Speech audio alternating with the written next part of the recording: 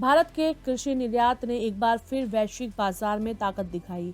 सरकार द्वारा प्रतिबंध हटाते ही सरकार द्वारा प्रतिबंध हटाते ही चावल के निर्यात ने रफ्तार पकड़ ली। साल 2025 में भारत का चावल निर्यात रिकॉर्ड स्तर से बेहद करीब पहुंच गया। रिकॉर्ड उत्पादन और बेहतर आपूर्ति ने बाजार को सहारा दिया।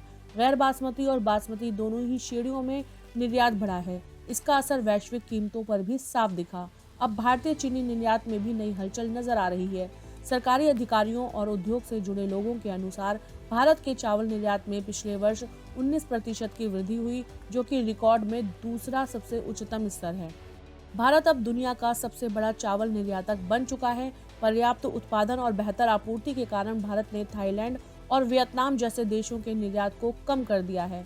इसका असर ये हुआ कि एशिया में चावल की कीमतें पिछले 10 वर्षों में सबसे कम हो गई हैं, जिससे अफ्रीका और अन्य देशों में गरीब लोगों के लिए चावल सस्ता हो गया है।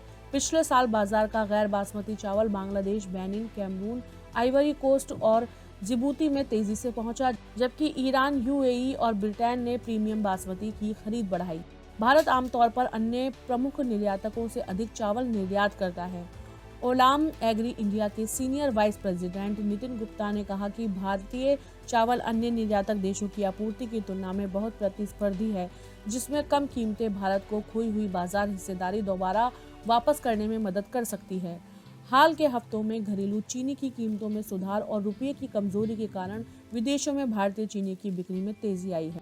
उद्योग विशेषज्ञों के अनुसार चालू सीजन में भारतीय चीनी मिलों ने अब तक लगभग 1.8 लाख टन चीनी निर्यात के सौदे की। सरकार ने इस सीजन के लिए कुल 15 लाख टन चीनी निर्यात की मंजूरी दी थी, लेकिन पहले स्थानीय कीमतें अधिक होने के कारण निर्यात धीमा रहा। अब मिलें अफगानिस्तान, श्रीलंका और पूर्वी अफ्रीका के देशों को चीनी निर्यात के लिए समझौते कर चुकी हैं। West Indian sugar mills association के अध्यक्ष बीबी थम्बोरे के अनुसार आपूर्ति दबाव से घरेलू कीमतें कम हो गई हैं। मौजूदा दरों पर निर्यात नुकसान नहीं कर रहा।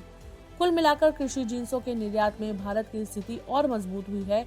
चावल के निर्यात में आई तेजी से वैश्विक बाजार में भारत की हिस्सेदारी बढ़ी है। इससे एशिया और अफ्रीका में कीमतों पर दबाव कम हुआ है। वहीं चीनी निर्यात में भी हालिया सुधार के संकेत मिले हैं।